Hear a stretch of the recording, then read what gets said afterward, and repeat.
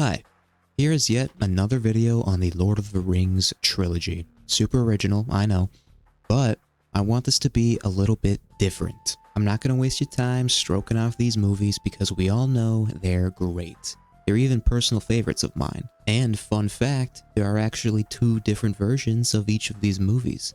The theatrical cut and the beefier extended editions. The extended editions are exactly what they sound like. They are cuts of the movies that add in extra scenes that weren't originally in the theatrical cut. Now there is a chance that this video ends up being a colossal waste of time because both versions of each of these movies are great, with a clearly high amount of passion injected into every scene. But for the hell of it, I also want to pose this question, mainly to the Lord of the Rings superfans watching this. How many times have you been scrolling through the main subreddit or really any other forum page and see people absolutely swearing by the extended editions as the be-all end-all versions to experience the trilogy? Like, you'll see people asking, hey, I always hear about these movies and I want to try them. Which versions should I watch? And the replies are just absolutely flooded with people saying, like, you have to watch the extended editions, and it's crazy to suggest otherwise. However, I'm going to throw a bit of a hot take at you, which is a little scary for me, because I definitely don't have the clout to be doing that, but I think this suggestion is wrong, or at the very least, a bit misguided. I mean, it's not like this franchise needs any more fans, but I also think there is no better way of scaring away potential fans than suggesting that they start with the extended editions of these movies. Essentially, my argument boils down to this. The extended editions of the movies in the Lord of the Rings trilogies are, at their worst, poorly paced versions of the original theatrical cuts, and there are very, very few scenes that add any actual value to the narrative being told. The extended editions only exist to give people more of the movies that they like, and I and many other people have basically used these editions as our new way of watching the movies because it's hard to give up those extra scenes, and it helped us grow a new appreciation for these films after we were done watching the original cuts. But are they really the best way to experience these movies? I don't think so. That's not to say that there aren't any good scenes from the extended editions. In fact, many of the scenes hold up pretty well on their own, but their inclusions in the movies can also feel awkward at times. And it's not all about that, or the pacing, or the general quality of the scenes either, but also about the length of the movies. And this mainly goes for the people who are showing newbies the trilogy for the first time. Please stop force-feeding the 12-hour extended marathon of your favorite nerdy fantasy movie to your friends and families.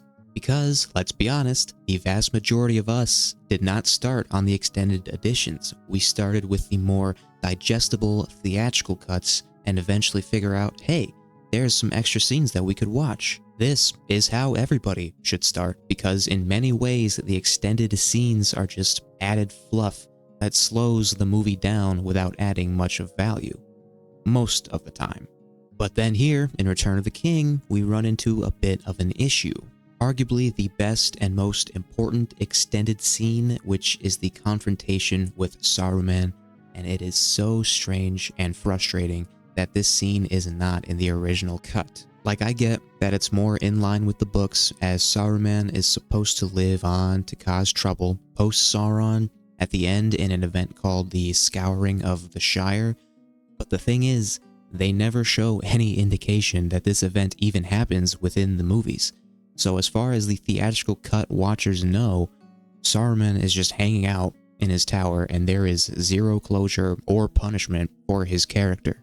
Since they already cut the Scouring, it just makes more sense to keep this scene in, and the overall quality of it with the writing and the acting is also a lot better compared to some of the other extended edition scenes, which makes me think this was a very last-minute cut. And we also got actual closure between the defeated villain and our heroes.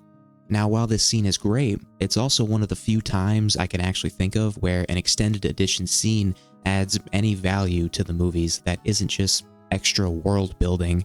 So with that, let us now look at the other end of the spectrum, the bad, or at least the not very good, the lacking.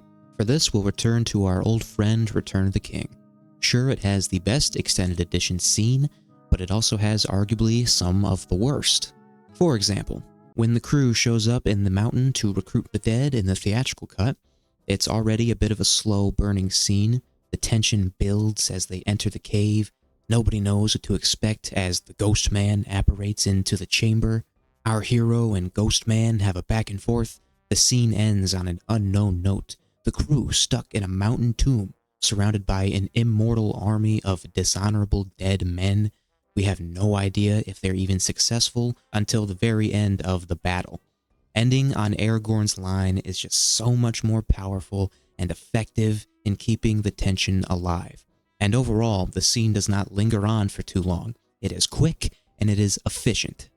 Now, looking at the extended version of this scene, it begins with a bit of dialogue from Legolas, which I actually kind of like, but it is also kind of pointless, as it just serves as more exposition for a situation we are already very well aware of. Then, it transitions into a comedic relief section with Gimli that just goes on for way too long and is, to be frank, not that funny. One of the biggest complaints I hear about in these movies is Gimli being morphed into this comic relief character instead of the more stoic warrior that he is in the books. And I swear half of these extended edition scenes are just Gimli being comic relief. And yet the same people who make these criticisms will still swear by these versions.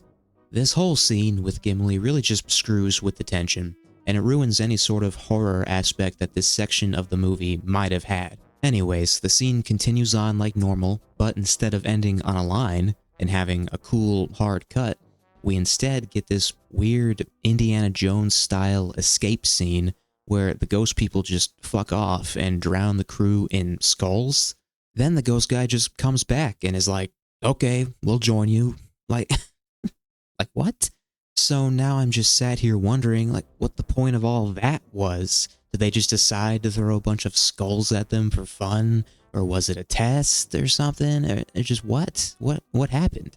And now instead of the scene building up to this really tense moment, it instead starts and ends in a goofy, weird way. And the ghost army just decides to join the heroes, and that's it. Like, okay, we're gonna be saving the day at some point in the next hour, so nobody worry. Like, sure, we're getting context to what actually happened between the heroes and the undead. But wow, is it a way better sequence without it.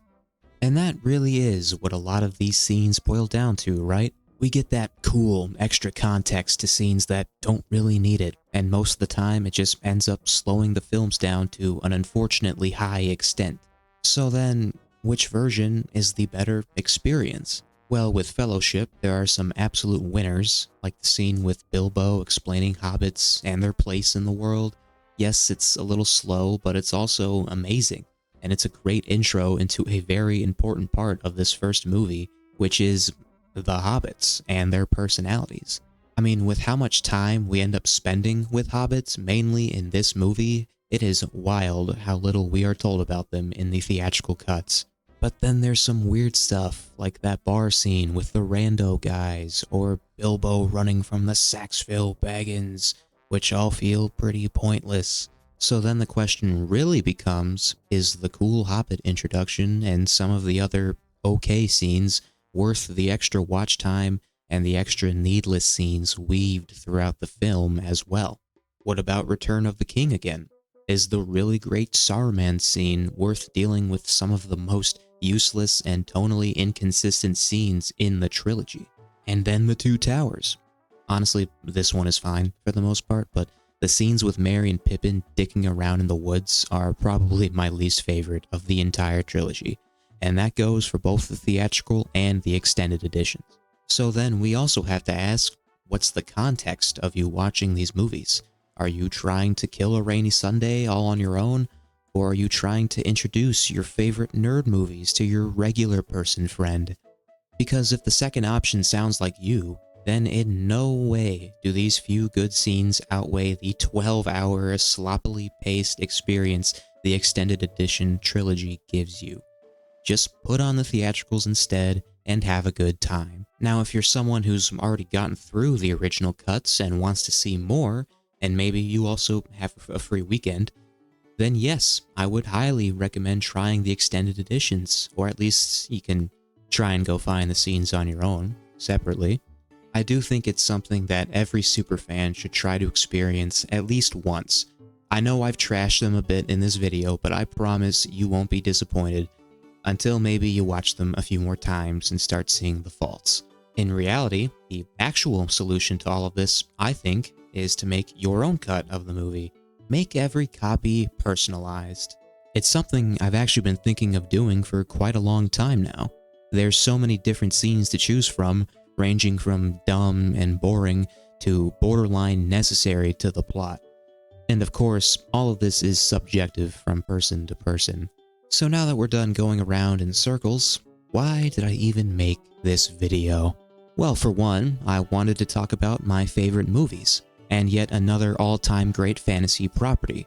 And two, I wanted to address a problem I have had with this fanbase for quite a while now. Yes, the extended editions are cool. They're fun. It's a pretty unique feature for a movie trilogy to have a decently high amount of good quality finished extra scenes that nearly doubles the length of the entire trilogy. I understand why people have a lot of pride for these versions. I mean, I know I do, but I would like to humbly request that we stop putting them on this pedestal. I think we need to put them back in the niche corner for the superfans.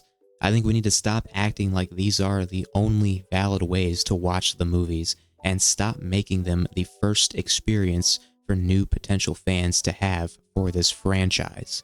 I think doing this actively hurts the franchise more than people realize, as while the extended editions are cool, as we've just discussed, there's also a reason why these films were originally cut down, because the change in general quality is very apparent. I mean, don't you want to be the person who watches all of the theatrical cuts with your buddy and get them all into it, and then also be the person who gets to tell them, hey, by the way, there's almost 6 extra hours of content that you still get to watch? So that's my main take. And I think if there are any superfans out there who haven't already casted me into the fire, I hope you at least take this away. Give the original theatrical cuts another try. A legitimate try. If you still don't understand the points I've made in this video.